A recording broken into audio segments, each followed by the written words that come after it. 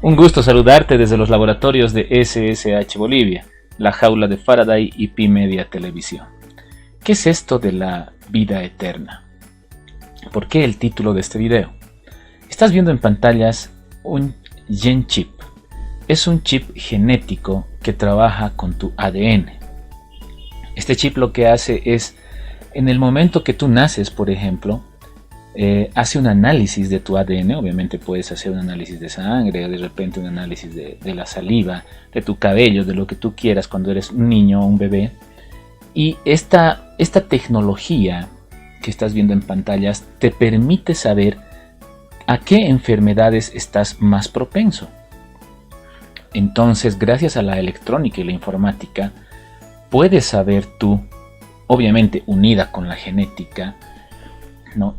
Puedes saber tú a qué enfermedades estás más propenso y obviamente en el transcurso de tu vida cuidarte acerca de esa enfermedad.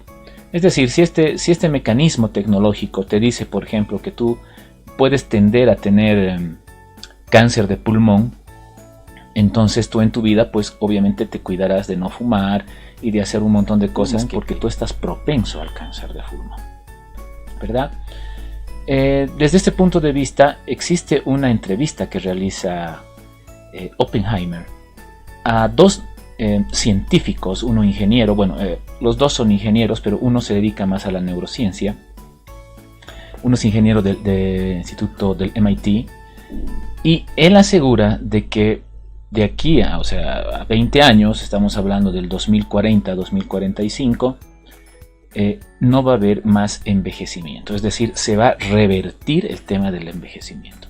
Como que ya un premio Nobel japonés ganó este premio Nobel hace unos 3 años por haber rejuvenecido una célula. Por otro lado, no te olvides que el tema del cáncer, por ejemplo, la célula cancerígena es una célula que se rejuvenece, es decir, es una célula que no puede morir, no la puedes matar. Entonces hay que aprender bastante sobre la genética en este aspecto. Por supuesto, la parte de la ingeniería, la tecnología, entra en juego en este tipo de situaciones. Estamos hablando de electrónica y de informática prácticamente. Además de, obviamente, todas las ingenierías relacionadas como la ingeniería química o la biotecnología, la electromedicina o la bioelectrónica. Entonces, quisiera que escuches parte de esta entrevista que hicieron a estas dos personas y sacaremos algunos comentarios al respecto. ¿Me acompañas? Bueno, hoy pensamos mucha gente que el envejecimiento es una enfermedad, pero una enfermedad curable. Y al igual que hemos curado una cantidad de enfermedades, pues vamos a curar el envejecimiento y nosotros estimamos que esto va a ser posible en 2 a 3 décadas máximo. Y por eso utilizamos la fecha del año 2045, fecha tardía para el rejuvenecimiento de las personas que quieran. O sea, usted es muy joven, ¿no? O sea, usted va a llegar... Usted le va a tocar. Claro, yo lo digo abiertamente, yo no pienso morir. Y no solo no pienso morir, en 30 años pienso ser más joven que hoy. Y de hecho, nos tomamos una foto al final y nos vemos en 30 años y vamos a ver cómo vamos a estar más jóvenes. Bueno, ahora en el corte, por favor, pásame la receta. Pero mientras tanto, y pásasela también a la audiencia porque creo que va a haber más de uno interesado. Pero, a ver, usted dice, permítame tutearte, tú dices que esto no es nada raro en el mundo animal. Tú dices en tu libro que la almeja de Islandia vive un promedio de 507 años. El erizo del Mar Rojo vive un promedio de 207 años. La tortuga de caja oriental, un promedio de 138 años. Y las medusas de mar y los gusanos rejuvenecen. Pero esos son bichos mucho más simples que nosotros. ¿No es lógico que vivan más?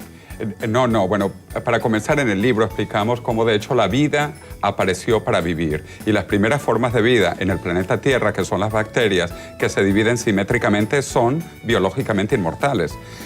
Y nosotros tenemos en nuestro cuerpo células que son inmortales. Las células germinales y las células madre, que son primas de las células germinales, son biológicamente inmortales. Así que tú en tu cuerpo tienes células inmortales y yo también. Lo que pasa es que somos principalmente células somáticas, que sí envejecen.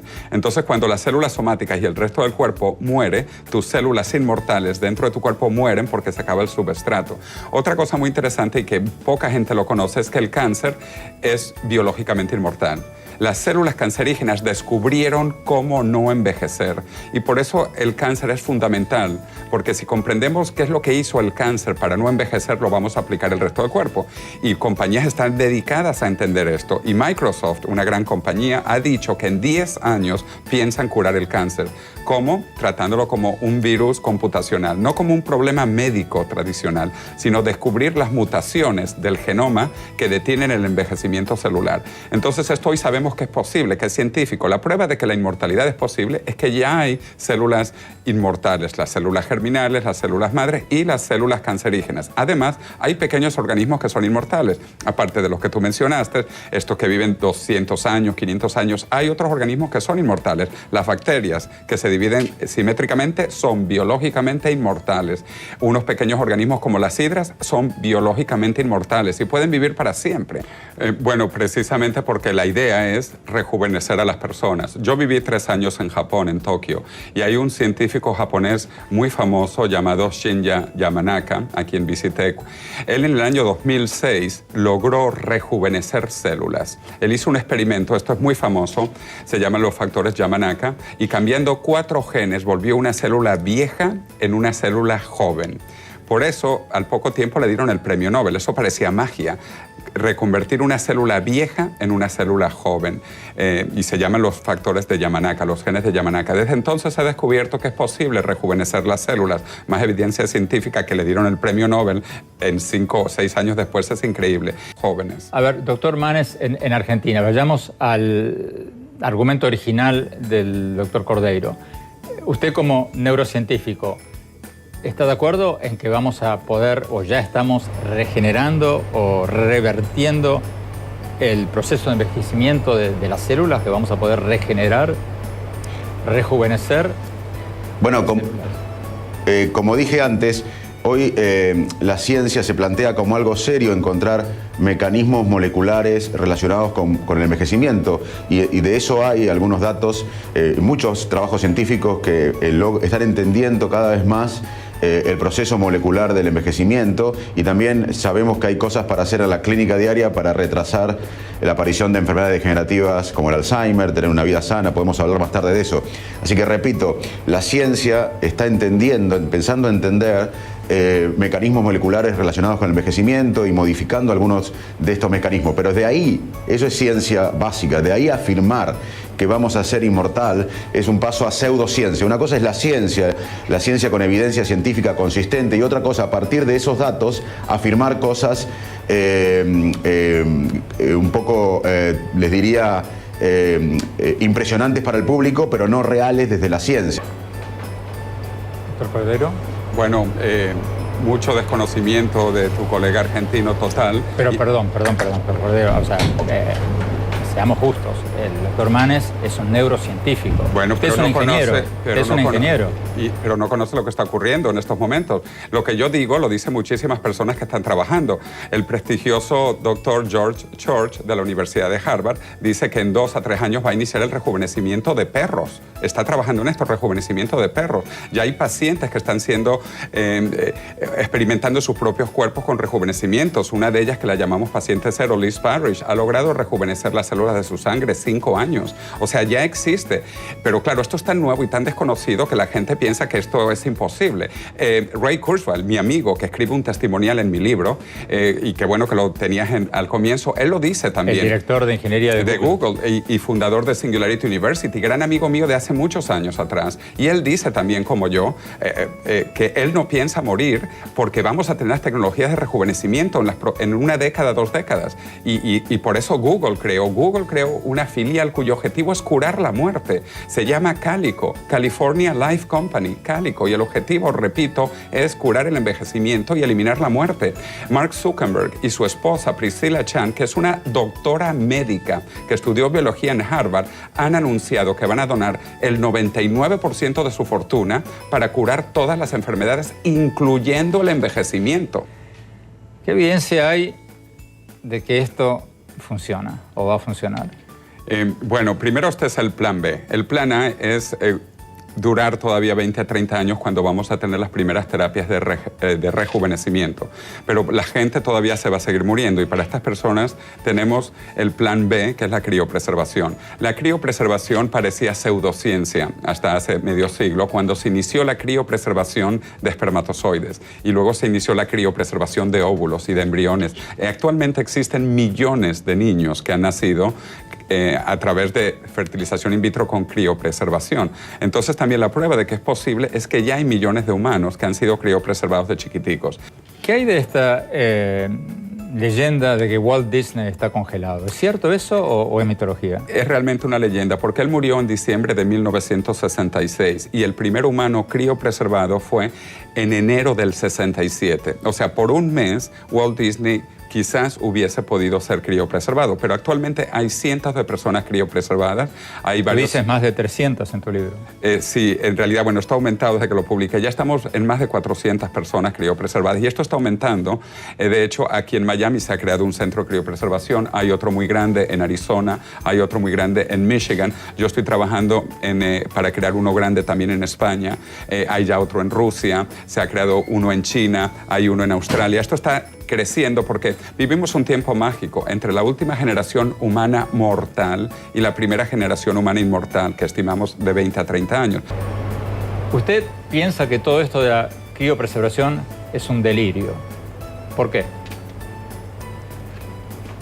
Bueno, yo creo, Andrés, que la imaginación es una característica esencial para un científico, pero la imaginación no permite a veces respetar la evidencia científica. Una cosa es la imaginación y otra cosa es la ciencia. Ahí hay una separación entre ciencia y pseudociencia. Déjame decirte que mi libro no es acerca de vivir eternamente. Nuestro libro con Matteo Niro intenta justamente ver qué dice la ciencia, la evidencia científica, ante la opinión de muchos futurólogos o tecnólogos que no conocen el cerebro, que no son neurocientíficos, que no son científicos médicos o biólogos.